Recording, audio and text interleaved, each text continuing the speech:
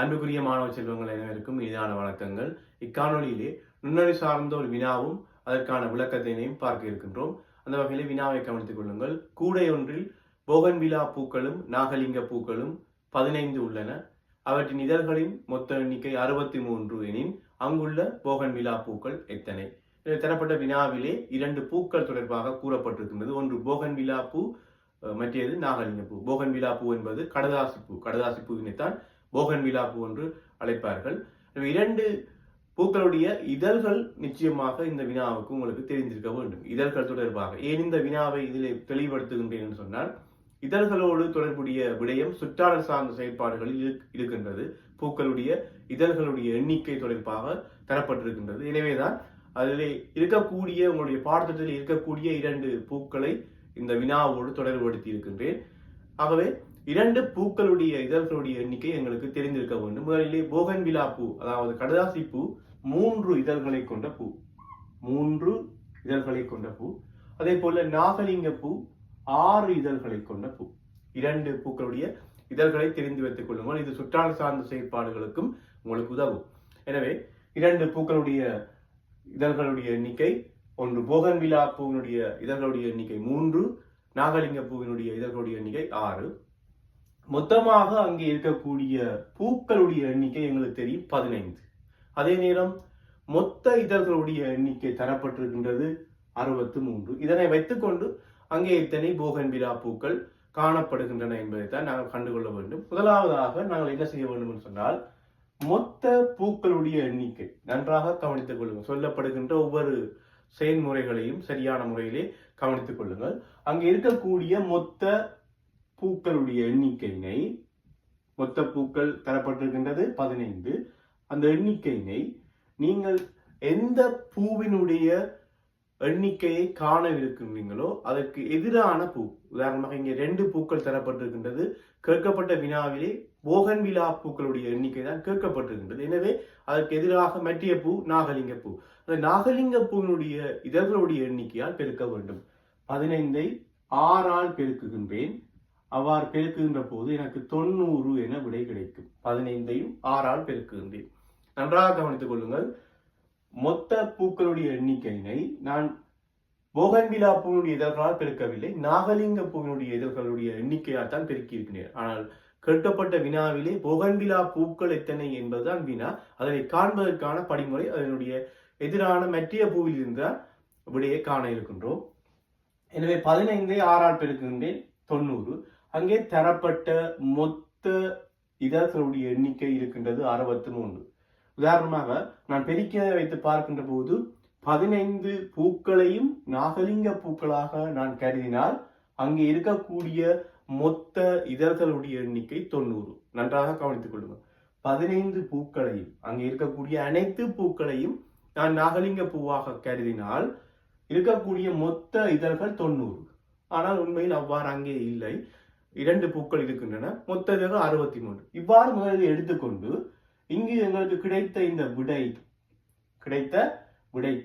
கிடைத்த பெருமானத்திற்கும் உண்மையான பெருமானத்திற்கும் இடையிலான வித்தியாசத்தை எடுத்துக்கொள்ள வேண்டும்.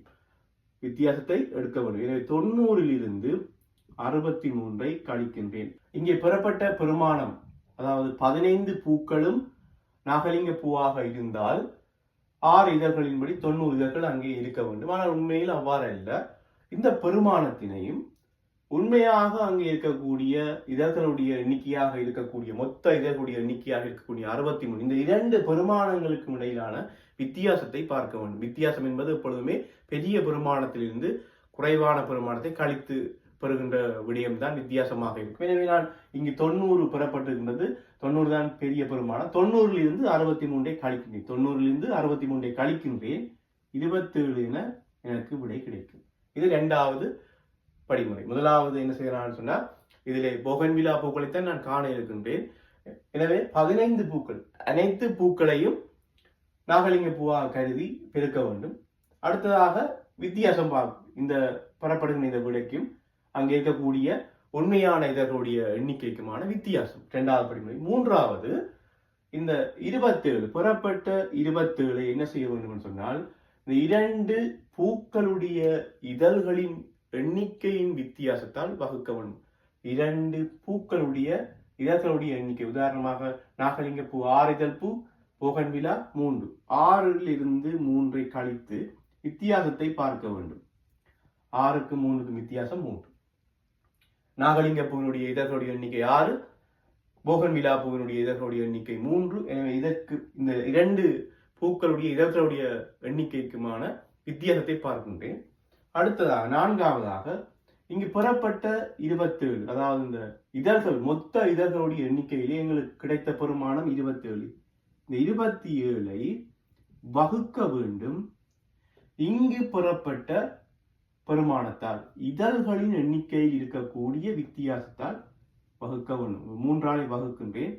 அவ்வாறு வகுக்கின்ற போது கிடைக்கின்ற விடை அங்குள்ள போகன்விலா பூக்களாக இருக்கும். இவ்வாறு வகுக்கின்ற போது அங்கே கிடைக்கின்ற பெருமானம் அங்கே இருக்கக்கூடிய அந்த 2 பூக்களிலும் போகன்விலா பூக்களுடைய எண்ணிக்கையாக இருக்கும். எனவே மீண்டும் ஒருமே சுருக்கமாக கூறுகின்றேன், நன்றாக கவனித்துக் கொள்ளுங்கள். இந்த வினாவின்படி இங்கே இருக்கக்கூடிய போகன்விலா பூக்களுடைய எண்ணிக்கை தான் கேட்கப்படுகிறது. எனவே அனைத்து பூக்களையும் நான் மற்ற பூவின் இதழ்களால் பெருக்குகின்றேன். அனைத்து எந்த இதழ்கள் எந்த எண்ணிக்கையிலே இதழ்களை கொண்ட பூக்கள் கேட்கப்பட்டதோ மற்ற பூவினுடைய இதழ்களாலே பெருக்க வேண்டும். 15 பூக்கள் அங்கே மொத்தமாக இருக்கின்றன. 15ஐயும் மற்ற பூ நாகலிங்க பூனுடைய இதழ்களால் பெருக்குகின்றேன். அதன் பின்னர் அங்கே புறப்பட்ட விடையும் உண்மையான இதழ்களுடைய எண்ணிக்கை, மொத்த எண்ணிக்கை, இந்த 2க்குமான வித்தியாசத்தை பார்க்கின்றேன். அடுத்ததாக இந்த 2 பூக்களுடைய இதழ்களின் எண்ணிக்கைக்கான வித்தியாசத்தை எடுத்துக்கொள்கின்றேன் 3. பின்னர் இங்கு புறப்பட்ட விடையினை இதழ்களுடைய எண்ணிக்கையின் வித்தியாசத்தால் வகுக்கின்றேன். வகுக்கின்ற போதே கிடைக்கும் விடை அங்கிருக்கக்கூடிய போகன்விலா பூக்களுடைய எண்ணிக்கையாக இருக்கும். எனவே நன்றாக நீங்கள் நினைவில் கொள்ள வேண்டிய விடயம், இங்கு வகுக்கின்ற இந்த பெருமானம், இதிலே வகுக்கின்ற பெருமானம், இந்த பூக்களுடைய இதழ்களுடைய எண்ணிக்கை மாற்றம் அடையும் போது, நன்றாக கவனித்துக் கொள்வேன், இந்த பூக்களுடைய எண்ணிக்கை இதழ்களுடைய எண்ணிக்கை மாற்றம் அடைகின்ற போது இங்கே வகுக்கின்ற பெருமானமும் மாற்றம் அடையும். உதாரணமாக போகன்விலா பூவும் இங்கே 5 இதழ்களுடைய பூவும் தரப்பட்டிருந்தால் 5க்கும் 3க்கும் 2 வித்தியாசமாக இருந்திருக்கும்.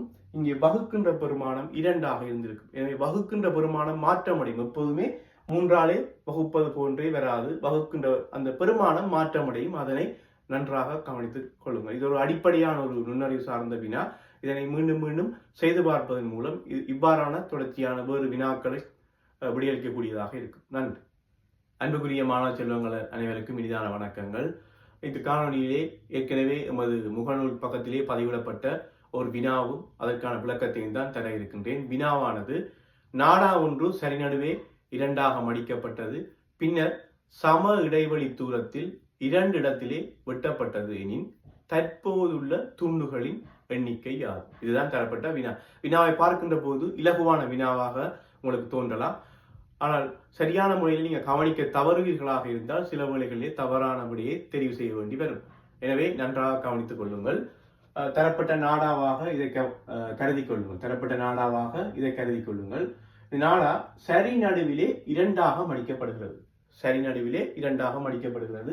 இதிலே நான் மடிக்கப்பட்ட நாடாவிலே சிறிது இடைவெளி விட்டிருக்கின்றேன். அதுக்கான காரணம், துண்டுகளாக்கப்பட்ட பின்னர் நீங்க சரியான முறையில் அந்த துண்டுகளை இனங்காண்பதற்காக அந்த இடைவெளி விட்டிருக்கின்றேன். எனவே இந்த நாடா சரி நடுவே மடிக்கப்படுகின்றது. மடிக்கப்பட்ட பின்னர் சம இடைவெளி தூரத்திலே 2 இடத்திலே வெட்டப்படுகின்றது. 2 இடத்திலே வெட்டப்படுகின்றது சம இடைவெளி தூரத்தில். ஆகவே நான் வெட்டி கொள்கின்றேன். சம இடைவெளி தூரத்திலே வெட்டி இருக்கின்றேன். 2 தடவைகள் தான் வெட்டி இருக்கின்றேன். உங்களுக்கு தெரியும், ஒரு நாடா அல்லது ஒரு கயிறு அல்லது கம்பி 2 தடவைகள் வெட்டப்படுகின்ற போது 3 துண்டுகள் அங்கே எங்களுக்கு கிடைக்கும் என்பது உங்களுக்கு தெரிய வேண்டும். ஆனால் இங்கு 2ஆக மடிக்கப்பட்டிருக்கின்றது. 2ஆக மடிக்கப்பட்டிருக்கிறது.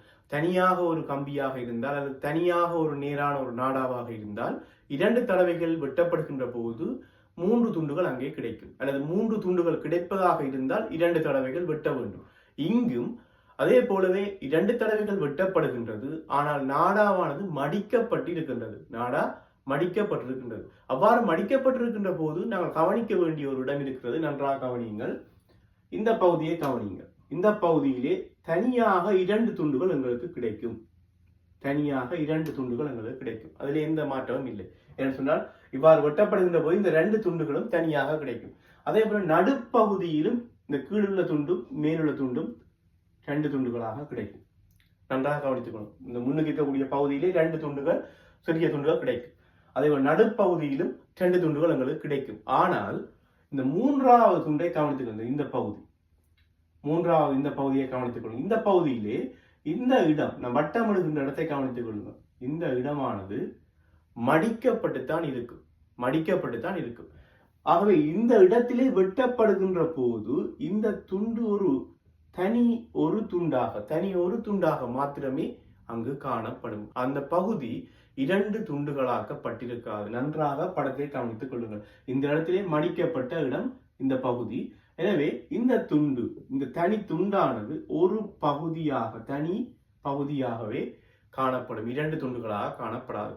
எனவே இந்த இடத்திலே ஒரு துண்டு மாத்திரமே எங்களுக்கு கிடைக்கும். மொத்தமாக இதிலே 2 துண்டுகள், இங்கு 2 துண்டுகள், இதிலே ஒரு துண்டாக மொத்தமாக 5 துண்டுகள் எங்களுக்கு கிடைக்கும். எனவே கேட்கப்பட்ட வினாவிலே இறுதியாக எத்தனை துண்டுகள் கிடைத்தது என்பதுதான் அந்த வினாவாக இருந்தது. ஆகவே 5 துண்டுகள் என்பதே சரியான விடையாக இருக்கும். நன்றி.